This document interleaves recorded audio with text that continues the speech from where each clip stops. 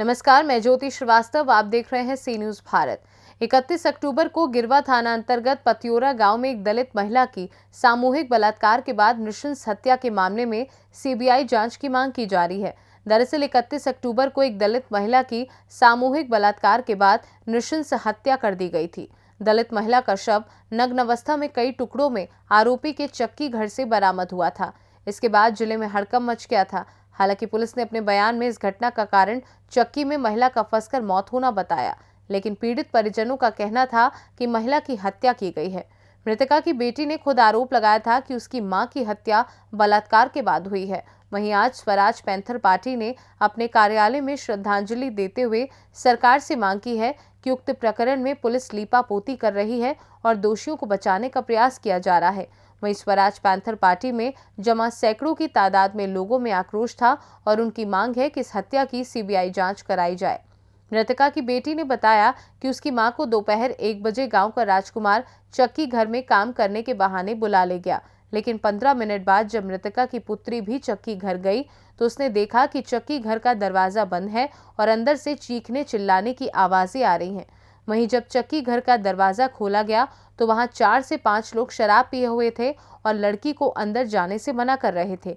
किसी तरह लड़की अंदर गई तो वहां लड़की की मां का शव बिना कपड़ों के कई टुकड़ों में मिला था। मृतका की लड़की ने आरोप लगाया था कि उसकी मां के साथ बलात्कार करके हत्या की गई है।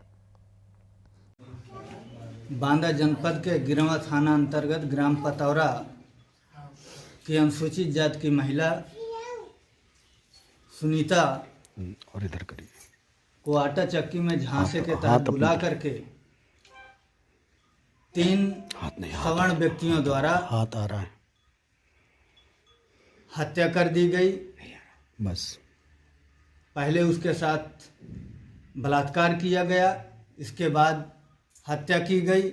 उसका सिर काट करके अलग फेंक दिया गया, हाथ काट दिया गया, उसके जननांगों को बुरी तरह से छत बिछत किया गया और इसके बाद आटा चक्की में फेंक दिया गया और ये साजिश रची गई कि आटा चक्की के पट्टा में फंस करके इसकी मृत्यु हुई है। और वही जो आरोपियों द्वारा ये जघन्य अपराध करने वाले व्यक्तियों द्वारा मनगढ़ंत कहानी प्रशासन को बताई गई तो उन्हीं की बताई हुई स्क्रिप्ट को प्रशासन द्वारा अपने बयानों में जारी कर दिया गया और पूरी घटना को महज एक हादसा बता करके लीपापोती की जा रही थी।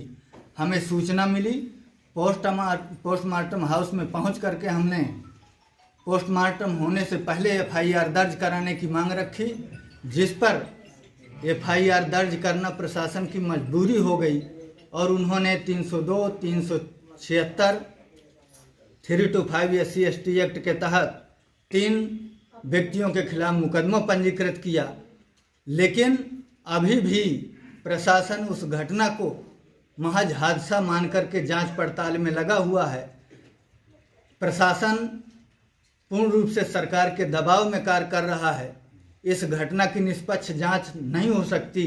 उस परिवार के अंदर अभी भी भय इतना ज़्यादा है कि उस गांव के अनुसूचित जाति के लोग दिन रात अपनी जान को हथेली में रखकर जोखिम में ज़िंदगी जी रहे हैं।